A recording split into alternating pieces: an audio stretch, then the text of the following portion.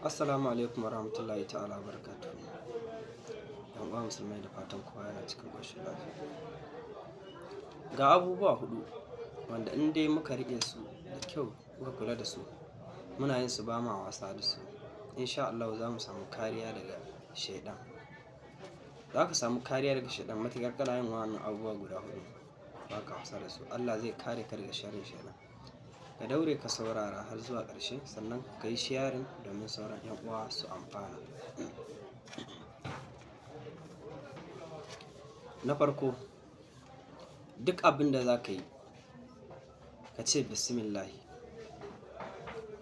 Duk abin da za ka yi ka fara da bismillahi. Idan za ka ci abinci, idan za ka kwanta bacci, idan za ka shiga gida ko za ka shiga ɗaki, ka ce bismillahi. Kafin ka yi komai dai ka fara da bismillahi. Saboda idan ka yi bismillahi a duk abin da za ka yi, to ka sa wa shaiɗan rauni. Kurjininka kuma ba zai bari ya zo inda kake maballata na har ya sa ka yi wani abin da ba daidai ba ko ya ɓata maka wannan aikin naka da za ka yi.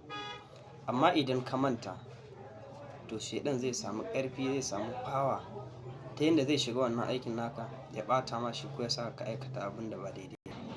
Abu na biyu, ɗan uwa, ka tabbata kana karanta ayatul kursiyu a kullum safe da yamma. Domin kuwa ayatul kursiyu garkuwa ne. In dai kana karanta ayatul kursiyu safe da yamma, ayatul kursiyu garkuwa ne. In Allah ya yarda za ka samu kariya daga sharrin shaiɗan. Manzon Allah Sallallahu Alaihi Wasallam ya ce, duk wanda ya karanta ayatul kursiyu a lokacin da zai yi bacci, Allah zai turo wani mala'ika na musamman domin ya kare shi, ya tsare shi dukkan wannan daren. Abu na uku, 'yan uwa, shine ƙura ido. Subhanallah. Yawan ƙurawa abu ido. Domin kuwa shaiɗan yana shiga zuciya ta hanyar ido.